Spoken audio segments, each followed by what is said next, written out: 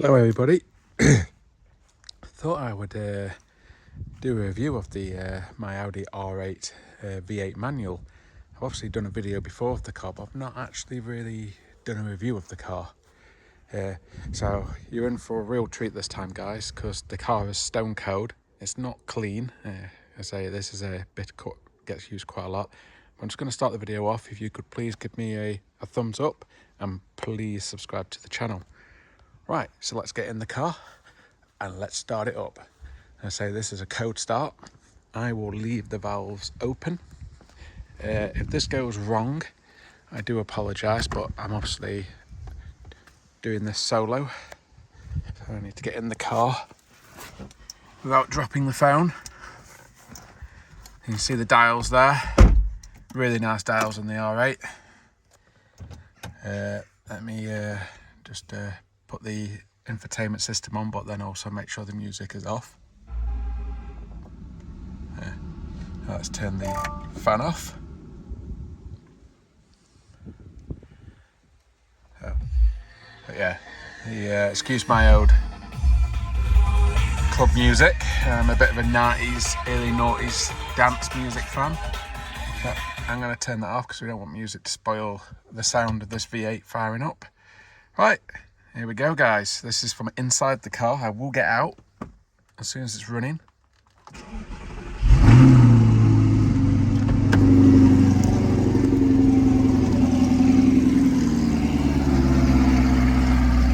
Okay, I will actually confess that's probably the worst code start the car's ever done.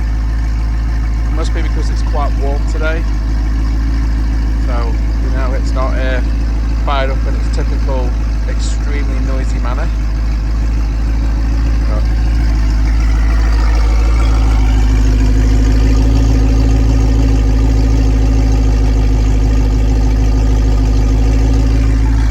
It sounds awesome. If I click the button now on the valves, and the difference it makes. Valves are now shut. This is the Top Gear exhaust. I think it's typically about £2,000. I got a stormy deal on it last Black Friday. I think I paid like either £1,100 or £1,400 for it. I fitted it myself. I'll open it again. Which, on one of these, is not the easiest tasks. Obviously, do the exhaust on this car. You got to take all of the rear of the car off. A lot of the insides off. So lots going off that. I'm just going to move the car to a better position to film in. I'll give it a little rev. It is a code engine. I say, just to prove that was a code start. Not the most impressive code start, unfortunately. Sometimes it fires up in a really obnoxious way. But like I say, it's quite warm today. So, but anyway, little rev. You ready, guys? Yeah. Sounds awesome, this car does. I mean, when it's like just chilling at these kind of revs, essentially it sounds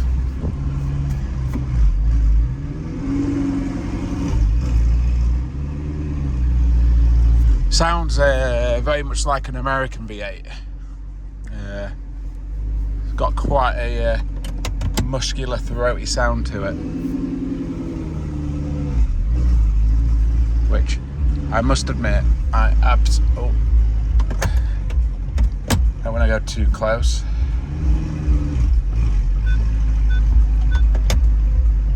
Car's got the parking sensors and obviously rear camera. I think that'll do. Alright, I'll give it one more. You can see this is about 3,000 RPM. Well, not even that. There you go. I'm not going to rev it any harder than that. It is very loud and it is also a code engine. So I'm going to shut the car off now. So, I hope that you guys enjoyed that. So yeah, about the car. So it's a Audi R8. It's a 2009. I believe the engine output is in the region of 415 to 420 horsepower. Roughly about that. Obviously these engines are known for coking up, so they can actually lose horsepower due to like internal engine, I think like carbon deposits in the intake manifold, and there are treatments like Ricky at RE Performance recommends blasting. I believe they do it. I think it's called walnut blasting, where they clean it. It's not been done on this car, and the reason I've not done it on this car, it's only got 29,000 miles, and the performance of the car feels absolutely ferocious. So, you know, I feel that I'm got quite a good bum dyno, as whatever you want to call it. Simply because obviously I'm fortunate enough to drive quite a lot of cars, and this car just feels the real party piece of this car is that when you boot it, it pins you in the seat, pretty much even in fourth gear, and you feel like you are absolutely flying. And then you look at the speedo, and you're never doing, you're not doing big. It's not like the McLaren. It's not like a V10 version of these. You're never doing like crazy big speeds. It's an Audi exclusive spec car. What that means is that it's got full extended leather. So it is a manual, which I think is the only choice personally in an R8, especially these older ones. The didn't really like the R-tronic of the time. It's also got the Gen1 R8 wingback bucket seats. Got all purple stitching throughout the interior, and of course the exterior colour is velvet purple. Extremely rare. It's not Merlin purple, this is velvet, so it's a darker purple, which has a blue pearlescent in the paint. So yeah, to drive this car feels stupidly quick, but you're never going that fast. I mean, actually it's not really much. Well, actually to 60 it's slower than our Alpine A110S, but I would definitely say the R8 has the legs on the Alpine. I would say probably above 80 mile an hour if you decide to keep your foot in it. I mean, I've not done a top speed run on this car, but it certainly pulls to like about 150 mile an hour, quite easily. I do apologise if the sun is causing any, the sun's just decided to come out. I don't know if that's going to ruin, but I do like to sit down and talk, makes it a little bit easier. So yeah, performance wise, it's not that quick compared to obviously a modern supercar, or like say the McLaren. I think the 0 to 124 mile an hour, or the 0 to 200 kilometers on this car is about 14 seconds. Obviously compared to the McLaren, which does it in 8 seconds. And obviously I think the last V10 performance that Audi made, the latest one, did 0 to 124 mile an hour in 9.9 seconds. But who cares? There's cameras everywhere, guys. There are speed limits, and those speed limits are now more enforced than ever with the camera nation that has become. And the main thing about this car is that when you put your foot down, it throws you back in the seat. The gear ratios are pretty short, so you can enjoy that beautiful gearbox. And I must say, the gearbox, I don't know how Audi did it. It's one of the best manual gearboxes I've ever used. I own a Ferrari 360. It's practically as good as that. I've had Porsche GT3, obviously not manual, but I've had many Porsche manuals, including a Carrera S with all the GT3 shifter mechanism. I've had the Boxster Spider, that was a manual. I've driven a GT4 manual. And yeah, okay, maybe the weighting is a bit better in the Porsche. Everything feels a little bit nicer weight. I say that what I say about this car, I say it's a manly car. The gearbox and the clutch is not overly heavy, but there's some resistance there. The handbrake, you've got to, works out those muscles. Bryony, my other half, she really struggles with the handbrake in this car. So obviously I keep telling her she needs to get to the gym and work that upper body. But yeah, I think the gearbox in this car is great. The clutch is great. It's really involving to drive. The steering as well is another highlight, being hydraulic, even though it's an all-wheel drive car. The steering has real great feel, and that it's a car that's really got under my skin. If you'd asked me when I had my Porsche 911, my yellow one, about nearly 20 years ago now, maybe 18 years ago, would I have considered an R8 over the Carrera S? Absolutely no way. But now as I've got older, I really appreciate how rounded this car is as a package. What makes this car so great is it's so comfortable. It's got the magnetic suspension.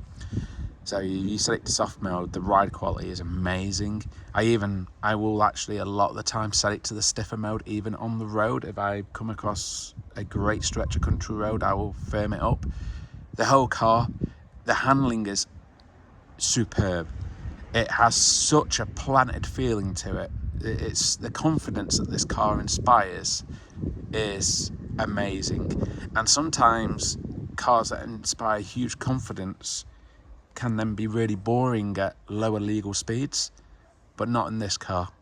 This car is fun at any speed. Admittedly, that exhaust does make it more entertaining. The stock exhaust on the V8 is a bit quiet. In fact, the stock exhaust is probably about the same volume as when the valves are shut on this exhaust. Maybe this is a touch quieter, which is the beauty of having the valved exhaust. Valve shut, you're at the same noise as what the factory, or even a bit quieter. Valves open, and well, you heard it, guys, and that was just idle and a little blip. What I love about the soundtrack of this car is that when you're cruising or when you're idling, it sounds like an American big block V8. It sounds incredible. But then when you rev it out, and this car revs to 8,250 RPM, you rev it out, it is not far off sounding like a V10 Lamborghini. It has a real exotic Italian sound to it when you rev it out. Of course, there's a lot of part shared in this because this is a Gen1 R8, which basically means it's a Lamborghini Gallardo, apart from the engine. Same gearbox. When I did the exhaust, I could see the Lamborghini badges on the exhaust and some other components inside the car. The beauty of the R8, but I rate it much. I rate the Gen1 R8 as a better car than the Lamborghini Gallardo, and the main reason for that is just practicality. I struggle to fit in a Gallardo. I'm just about 6 foot, and I get in this car.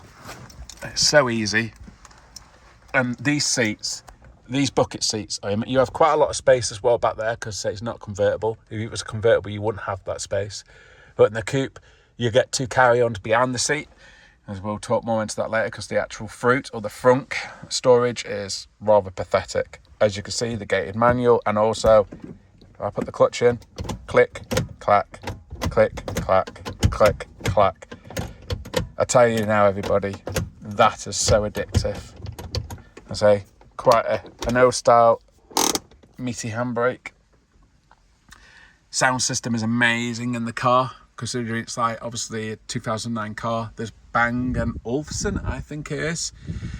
This sound system's incredible. Such an amazing sound system. So you've got all the extended level of all the purple stitching. But yeah, I don't want to go about the spec because I did do a video about the spec. I could talk just about how, like, and of course it's just like the Aston Martin, really daft, very low profile sun visors. But I guess they work. You got a glove box, excuse if it's full of stuff. You've got a few bits in it, you can get a little bit of storage in there. You've got door pockets, you've got cup holders, you've got more storage back here, and I guess there was a phone option back in the day. So yeah, very practical. I'll show you the front boot. I'll also pop the back. So yeah, the boot, not the most practical. It's a real stupid shape. Oh, you'll have to excuse. There's a shopping bag in there. I'll pull that out of there. You can see that the shape of that is pretty bad. Also, R8 V8s are known for their oil consumption. Now this one's actually very good. This one uses about 1/3 of a litre, I would say, every 1,000 miles at most. I've done in 3,500 miles. It consumed a litre of oil, and you know, car's done a track day. It gets driven hard when I go on a drive because I really enjoy driving this car. Like I say, engine Engine is amazing. Okay, it's not the most crazy, but it's just an amazing engine. And the reason it's an amazing engine is it's a real unique design. I think maybe this engine is, the design of it is pretty much unique to Audi. I'm not amazingly technical, but I think it has like a long stroke engine, but also a really high compression ratio and high redline, which it's very rare to get both combined into one engine. So what that means, if you give it some gas, say in fourth gear or even fifth gear at 2000 RPM, the car has torque. It's a typical V8, and it starts pulling and off you go. But then you've got the other advantage. If you drop the gears and you pin it, it revs crazily quick all the way to the 8,250 RPM red line. And because the gearing is short, you can enjoy that amazing gearbox, which you can just about see through there.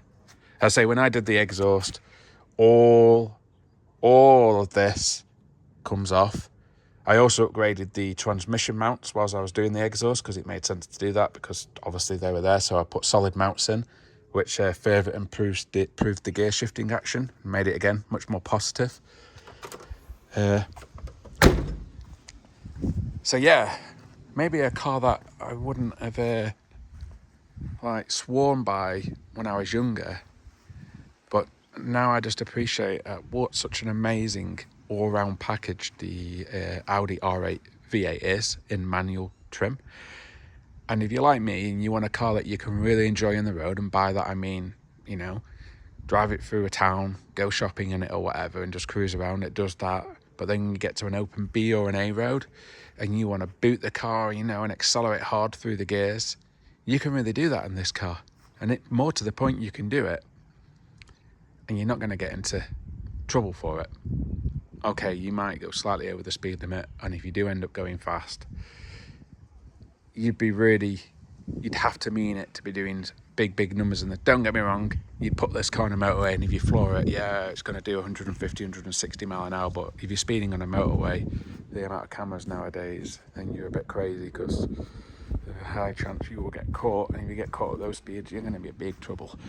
So yeah, for me, as I say, it's the way it feels when you floor it. It just goes. It's such a quick car. And that, but you're never going that fast in the road. So yeah, don't get me wrong. If you're worried that you might get beat at a set of traffic lights by an Alpine A110 or a Mercedes A45 AMG, then yeah, they're going to beat you. Because to say the Alpine A110 will do 0 to 60 every time, consistently, in 4.2 seconds. I've had it as low as 3.9 seconds. This is a manual. So 0 to 60, I think, is quoted at around 4.4 seconds. But there's a massive issue with that. There's a human being changing gears.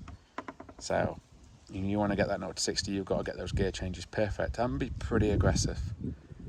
And so the more likelihood is that it's about 5 seconds if you've got any mechanical sympathy for the car. But who cares? Like I say, in second gear, roll-on performance, it feels incredible. Third gear, it feels incredible. Fourth gear, it feels incredible. You're piloting this car down a B road. It feels so planted, so secure and so safe, but yet plenty of feel. The steering is communicating.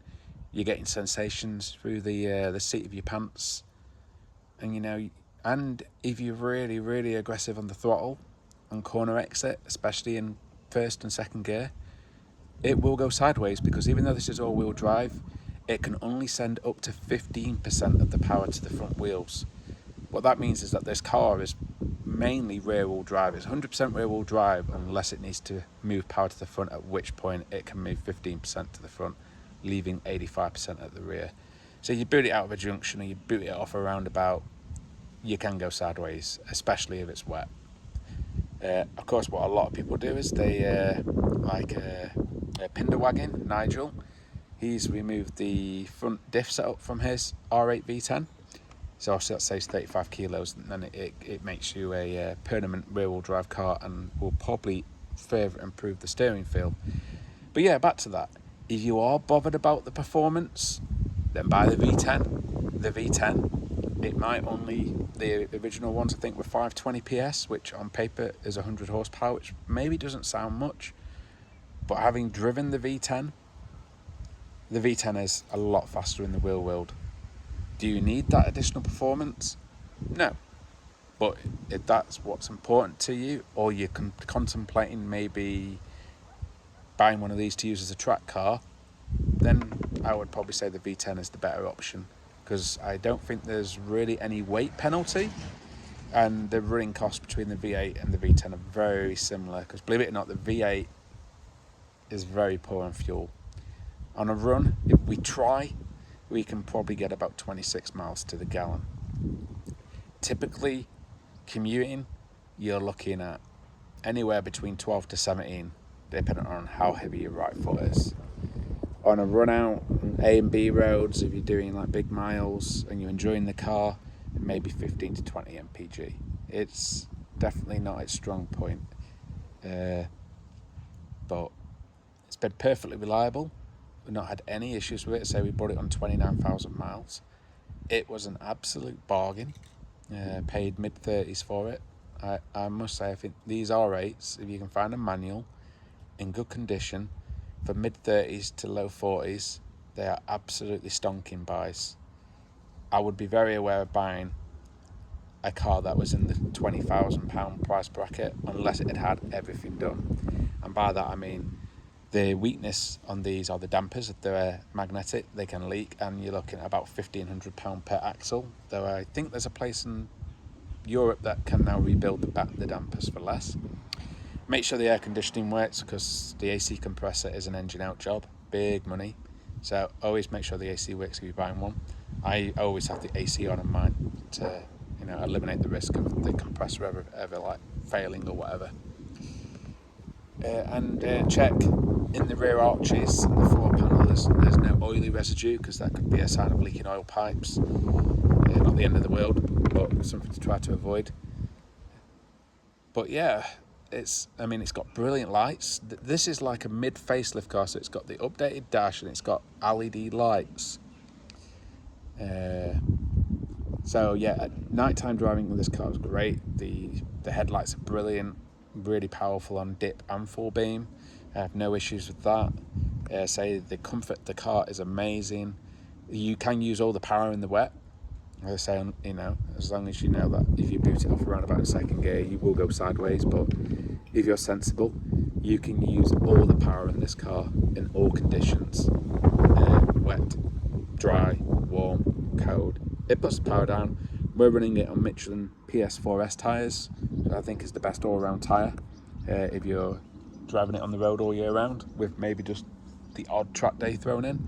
If you're going to buy one to do dedicated track days, then yeah, you should go to a more dedicated track tyre. But of course they can have their negatives for road driving, particularly in cold and wet weather. So yeah, engine amazing, sounds amazing, pulls really hard, more than enough performance you'd need for the road. A really long elastic rev range, like I say, it revs all the way to 8.2 and being naturally aspirated. If you put your foot down at 2,000 RPM, it pulls and it pins you in the seat, so you feel like you're going a lot faster than you actually are, which for me is a massive win with this car. Any car that makes you feel like you're going way faster than you actually are in the modern world, I think is a massive win. That's, for me, was the downside of the V10. To drive, it doesn't really feel any quicker than this car, but the numbers on the speedo are going around much faster and you're getting to much bigger numbers. So for me, the R8 is a massive winner, because actually to drive it, it doesn't feel really any slower than the first V10s. The ones were 520. But if you're to drive them side by side or race each other, the V10 is gapping the V8 by many car gaps quite easily. It is literally, the real world performance difference is quite big, guys. The V10 is a much quicker car in the real world, but to drive and the fun, I have as much fun in the V8. And the one thing I do like about the V8 is the V8 always sounds good. 2,000 RPM, no, 1,000 RPM it sounds amazing. 2,000 RPM it sounds amazing. Every single RPM you're just cruising, the V8 is singing. My argument with the V10 is they only really sing when you boot them. Get the revs really high up, above like 5,000 RPM and floor them, then they sing. but when you're pootling around, I don't find the soundtrack as good as the V8. I know that's a big topic, and I might be going against a lot of people's opinions there, and everybody's welcome to their opinion, but for me, the V8 is the better sounding car because it sounds good all the time, whereas the V10 sounds amazing, but you've really got to be on it. Handling, as I say, the handling's great. There's a bit of understeer. I have done an alignment on the car to try to knock it out a bit, but again, the understeer, I guess, makes the car very safe, makes it feel very planted. Everything you get. The one thing I've not talked about, the brakes. The brakes are actually, I mean, this is a heavy car. I don't know that it's that weight. Well, I say heavy, it's light compared to modern cars, but I think, it's probably still 1,500, 1,600 kilos. So it's not Alpine, 1,100 kilos, but there's the brakes. The brakes are actually, I've done nothing to the brakes, they're totally stock. I'm guessing it's just got stock Audi pads in there. They are amazing. The brakes are brilliant. They were even good on track. But I mean, look at the size of the calipers. Even the back caliper is bigger than the front calipers on my McLaren. The calipers on this car are absolute beast. I mean, look at that. Audi were not messing around. In fact, you've got to give Audi their due. The R8 is an absolute masterpiece by them. They literally took, Lamborghini, and then basically just changed the dress, put a different outfit on, called it an R8, and hey ho, you get a cheap Lamborghini with servicing that's a third of the cost. Or even less than that. I mean, I've just had this serviced by a specialist locally. I supplied the oil. It was £350. I think the tax is a killer. Unfortunately, it's at that age. It's not old, but it's not new. The tax is £700 a year. The insurance is cheap. That's about £400 a year. What else to say? We've already discussed the petrol. It likes petrol. Very thirsty. Does like that a lot. Do you have any plans for it? No, it's just such a great car out the box. You have something to enjoy on the road. It's amazing fun. It really is. I also have to excuse me in this video. There's wind noise. It's quite windy today. Oh yeah. Do feel free to give me a follow on Instagram. Oh yeah, look at the colour as well. The colour is amazing. Velvet purple. And I love the fact it's got the silver blades and the silver wheels. It's such an amazing contrast, and the silver mirrors. Well, this car brand new when it was spec'd, because I got Audi to run the VIN, and they gave me the total spec. It was £103,000 brand new. And like I say, I paid a third of that pretty much for the car last year with 29,000 miles on the clock. I feel like this car was an absolute bargain, because I really enjoy driving it. I really do enjoy driving it. It's a car that I feel I can boot it, I can really enjoy it, and I'm never worrying, if I'm on a B road and I'm driving it hard and I'm coming out of a bend, I might be doing 70, maybe 80 mile an hour push. If there's a camera van, oops, I got caught and I got 3 points. Okay, whoopie doopie, no big deal. Let's put that into perspective. If I'm in the McLaren doing the same, on the same corner exit, I'd probably be doing 130 mile an hour. And if there's a camera van there, then I've got much bigger problems than some points and a fine. So yeah, I really enjoy this car. Amazing to drive. So let's just go through the positive, shall we? Sounds incredible. The performance feels incredible. It looks incredible. The spec is amazing. The handling is amazing. The feedback via the steering and by your seat of your pants is amazing. It's, as an all-round car, it's amazing. Okay, if you're doing your track days, it's a bit heavy, isn't it? Let's go to negatives. So if you're a track day, an R8's probably is a hard platform to maybe consider turning into track car. So massive kudos to Nigel Pinderwagon, as he's got himself an R8 V10 manual, and he's doing exactly that. But of course, he's pulled the front diff out, so saved 35 kilos there. I'm sure he's going to be fitting some very lightweight bucket seats and taking interior out. So I'm sure that, by the time he's finished, he'll probably have 100 to 150 kilos out the car, potentially, lightweight brakes and lightweight coilovers, and stripping of interior. Unless, of course, he's planning to keep it as more of a club sport version so he can enjoy it on the road as well, which would be the way I would lean. So yeah, but anyway, that's not really a negative, because anyway, if anyone wants to buy a dedicated track car, my advice just be buy a Caterham. It's the most thing you can have on track. So yeah, another negative, yeah, it's not very economical. No matter how gently you drive it, or even on a long run on a motorway, 26 miles to the gallon, that's pretty poor. Maybe a bit of that is because it's a manual, so I guess it doesn't really have an overdrive in any gear.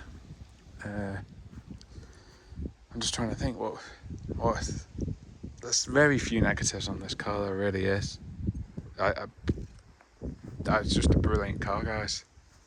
I can foresee it's going to be a car that I end up keeping a very long time, because the way I feel about this car is that it was such a good deal, and I've never seen another one in this colour. I think there's hardly any Gen 1 R8s in velvet purple, and let's not mistake velvet purple for Merlin purple, which I think there's quite a lot of Gen 2 R8s in Merlin purple. The difference is that Merlin is a lighter purple, and I think the pearlescent is, you can see that now in the sun, and you can see it doesn't go purple pink, it goes purple blue, which I think is just perfect. And of course, it's got the bucket seats, which is a must, and it's a manual, and it's as I would expect it if I was buying one brand new back in the day. It is a perfect spec, and it's a real shame that more people, when they were buying these cars new, didn't go through the Audi exclusive and spec the more interesting, nicer colours, because I don't want to offend other R8 owners, but why are nearly all of them black, white or silver? When Audi had such amazing colours like this. You had the velvet purple, you had all the different blues like Kingfisher blue, and you had Monterey green. There were such beautiful colours to choose from, and obviously Audi weren't charging like Porsche PTS paint to sample pricing. I think that to have a car painted in this colour at the time was maybe as little as £3,000, which I think if you're already spending over 90 grand, then to make the car more exclusive to you, different colour. And I think that the colour of this car will really affect its value in a big positive way. You ain't going to find one for sale in this spec and colour, practically impossible. So if I ever decide to sell this, I know that I can probably sell it quite easily, and I'll probably end up making money on the car. But I have no plans to sell it, unless somebody wants to make me a totally, as they say, an offer I can't refuse. But no, it's not for sale. I just enjoy the car too much. It feels way faster than it is. Massive thumbs up. The handling is great. The grip is pretty outrageous. The sound is outrageous. The comfort is amazing. The only other downside is obviously, you don't have the best space for luggage. The front or the fruit or the front, whatever you want to call it, really odd size, and you can't get a carry-on in there. Obviously you can get soft bags in it. Thankfully, at least you can get something behind the seats. Now, of course, if you've got a convertible, then you can't even do that. I do apologise that for this video the car isn't perfectly clean, but I think that from this distance, you have to excuse the car's making sounds, because that's the Bluetooth kicking in and out on my phone. Obviously, it must just be moving out of range. Yeah. But yeah, just stunning things to look at. So yeah, Audi R8 V8 manual, guys. I highly recommend them. They are absolute bargains, and I highly recommend you get the manual. If you don't want a manual, then I would highly recommend you try to buy I think it's a facelift car. You want the S-Tronic, you don't want the R-Tronic. The R-Tronic is like a single clutch, like BMW SMG and Aston Martin Speed Shift and the old Ferrari F1 boxes. It's a single clutch. It's quite clunky and not very good. Audi didn't do a particularly great job of it, to be honest. I would say that BMW, Ferrari did do a better job. But none of them are great. So yeah, you either get a manual or get an S-Tronic. I think S-Tronic is available in the Gen 1. I think it was in the later years of the Gen 1.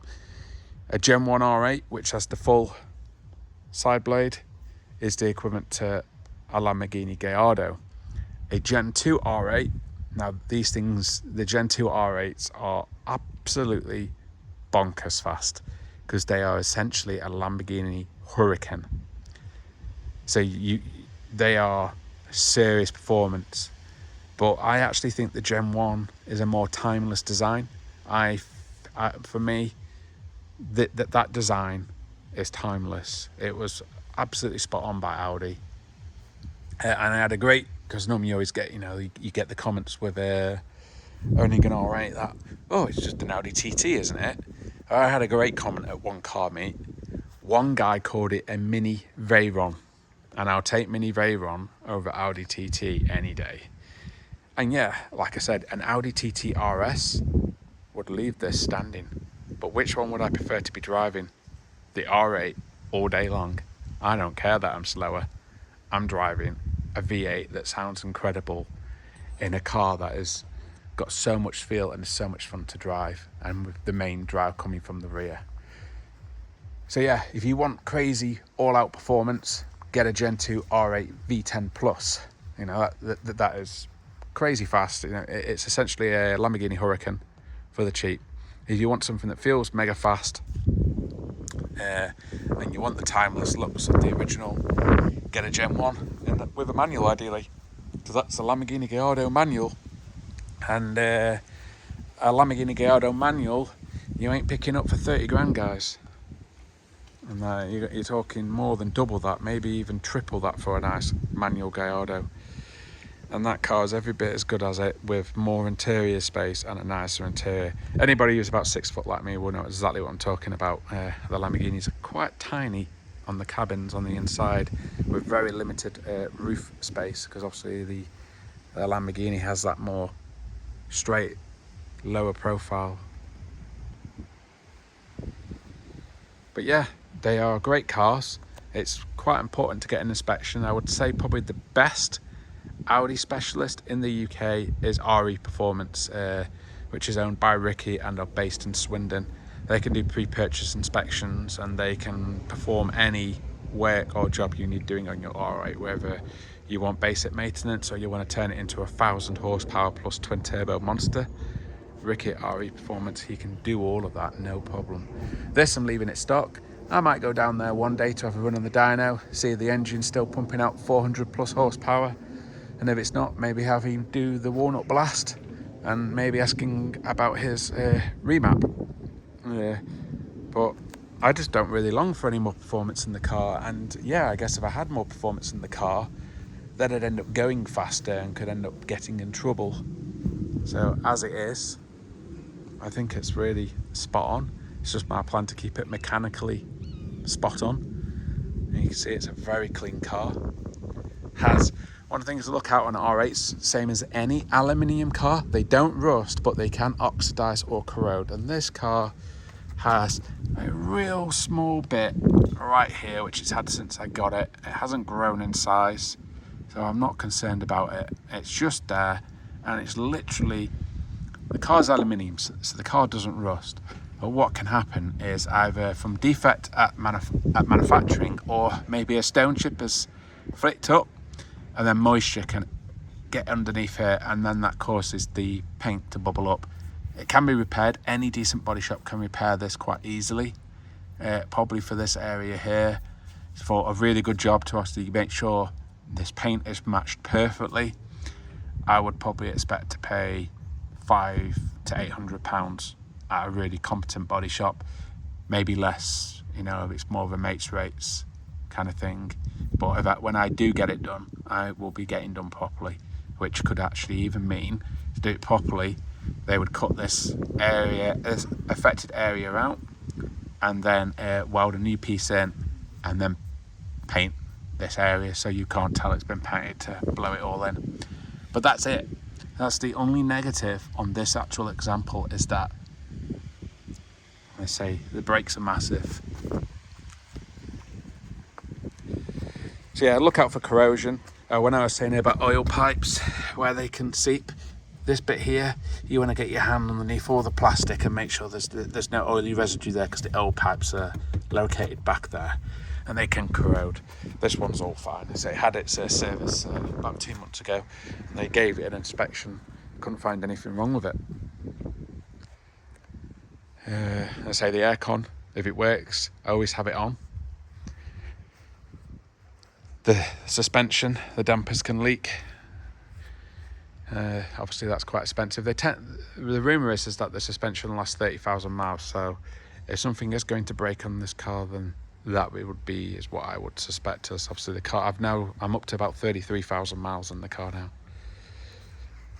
So yeah, maybe. It's playing music to itself at the moment. I'll get down low, get a good picture of it there in the sun. And I say the car's not clean at the moment, it's quite dusty and dirty, but I think everybody would agree with me. The Gen 1 R8 is a timeless design. Audi absolutely nailed it, but they nailed it in every way. You know, an amazing manual gearbox, great steering. I mean, okay, the steering is not as good as a Porsche hydraulic steering, and Lotus hydraulic steering is like the best. But compared to a modern day Porsche with its electric steering, I prefer the hydraulic steering in this car. It's got more feel. So yeah, compared to anything modern, the steering in this is better. You know, it's better than, you know, the best E-Pass racks. That's why I like the McLaren so much. It's got hydraulic steering. You just get more feel. It's what I want in a car. When I feel what the car's doing by my hands and by the seat of my pants, and I'd say the R8 delivers it quite well. I guess if you want more feel, you can make it totally rear-wheel drive, and it's literally just an hour's work to remove those diffs. You don't even need to do any coding on these Gen 1 R8s, because it's a basic Haldex system, so it's totally mechanical. You can literally remove it, which takes about an hour, and then just go and drive the car. You don't need to flash anything, you don't need to do anything, you won't get any error lights, car will just work. And you've saved 35 kilos, and you've probably improved your steering feel, and it'll definitely make the car quicker in a straight line, because not only have you made your car way less, but you've also reduced your transmission losses probably by about 4 to 6%, as the car won't be worrying about sending power to the front wheels anymore. It'll just be dumping all the power to the rear wheels all the time and never trying to do anything other than that. So yeah, as always, any questions, any advice, you know, you guys want to ask any questions about an R8 or the Top Gear exhaust, just drop a comment. As always, I'd really appreciate a like, and of course it really helps if you subscribe to the channel. So there you go, there's my 2009 Audi R8 V8 manual. About 420 horsepower, about 4.5 seconds 0 to 60. I think the top speed is about 180-ish, but again, I do not know. I made this video, haven't really done much research. I just thought, oh, the sun's out, the car is looking great in the sun, let's go and do a review of the R8. Because yeah, I've had this nearly a year now. So I've done about 3,500 miles in it. I say it just as it's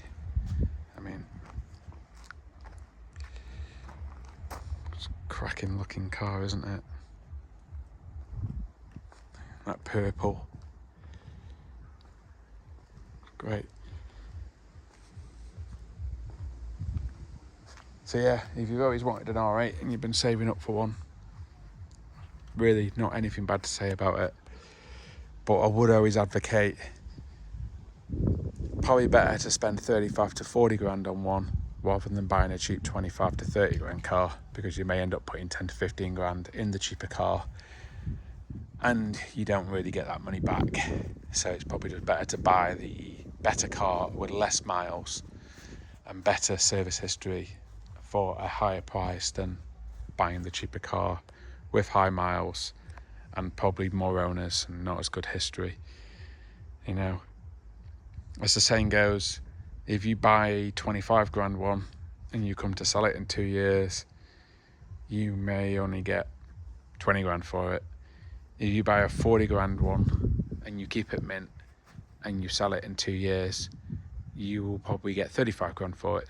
So the actual cost of ownership, aka your depreciation, 5 grand, cost was the same. What you ended up was in a much better car that was much more enjoyable. The downside is if your 25k car needs 15k worth of work and you drop 15k into that car, then it owes you 40 grand, you're probably still only selling it for 25 grand, which means you lost 15 grand. Big difference, and that's where the big thing comes up. It's never always the best idea to go and buy the cheapest one. When you're buying a car, buy on condition and make sure it's got all of the service history. Any car that's been neglected, as its servicing missed, you know, it's gone like 2 years, 3 years without service, then that car's clearly been running a bit of a thread string. Say, you know, people trying to run essentially, you know, a sports car, a supercar on peanuts is not a car you want to own, because that car would have had items neglected on it, and the chances are it will end up throwing you a massive bill. This car had amazing history, and in the last 3 years I had something like 6 or 7 grand spent on it, because the owner was very OCD, a little bit like me. So he wanted everything, and this car unfortunately did have the AC compressor go, so he had to foot that bill, which is not a cheap bill. So yeah, they're great cars, but definitely buy smart. Don't just go and buy the cheapest one, because it could cost you a lot more in the long run. But yeah, great things to drive, great fun. You can see the sun's gone in. It looks amazing in the shade and in the sun. It is such a great colour. I'll do one more loop and then I think I'm going to end the videos, guy. As always, if you're still watching, really massive thank you, and please subscribe to the channel. It really helps, and I will now call that a wrap. Thank you for watching. Bye bye.